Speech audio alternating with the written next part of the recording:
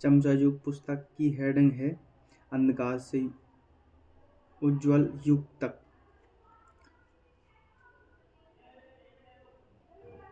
भारत के अछूतों ने सदियों से अपने ही देश में इतने अधिक कष्ट झेले थे जितने पूरे दुनिया में और किसी भी कौम ने विदेशी भूमियों पर भी नहीं झेले थे। गुलामों, हबशियों और यहूदियों ने जो कष्ट और अपमान सहे थे वे भी भारत के अछूतों की तुलना में कुछ नहीं हैं। जब हम मनुष्य के प्रति मनुष्य की अमानवीयता के रूप के बारे में सोचते हैं तो अछूतों के खिलाफ हिंदुओं के सनातनवाद का दुनिया में कोई सानी नहीं है। भारत के अछूत सदियों तक दुनिया के निकृष्टतम गुलाम रहे। ब्राह्मणवाद में इतने विषैले कीटाणु थे कि जिसने निकृष्टतम प्रकार के अन्याय के खिलाफ विद्रोह करने की इच्छा के बड़े कारगर तरीके से खत्म कर दिए। इस प्रकार भारत के अछूतों ने सदियों तक कष्ट उठाए जिसे उनका अहंकार युग कहा जा सकता है।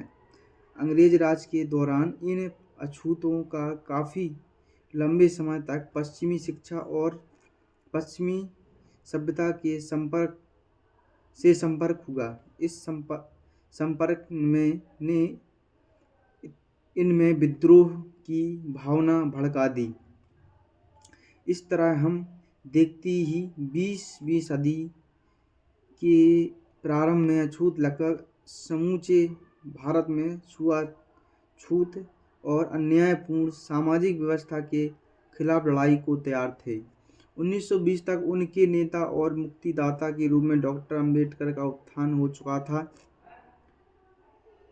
10 वर्षों के भीतर उन्होंने दलितों के बाद 1931-32 के दौरान इंग्लैंड में संपन्न गोलमेज सम्मेलन तक पहुंचा दी। इन 2 गोलमेज सम्मेलनों के दौरान उन्होंने अछूतों के लिए सफलतापूर्वक संघर्ष किया और उनके लिए तमाम तरह की संरक्षा प्राप्त कर ली।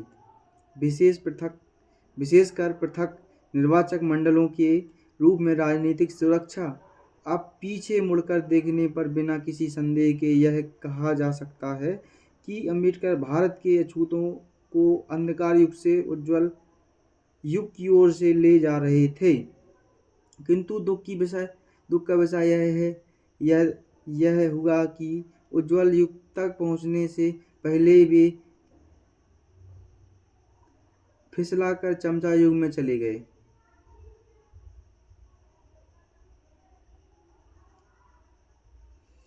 ये मनवर साहब की चमचा युग बुक में लिखा हुआ है जिसको मैंने अपनी वाणी दी है। जय भीम, नमो बुद्धाय।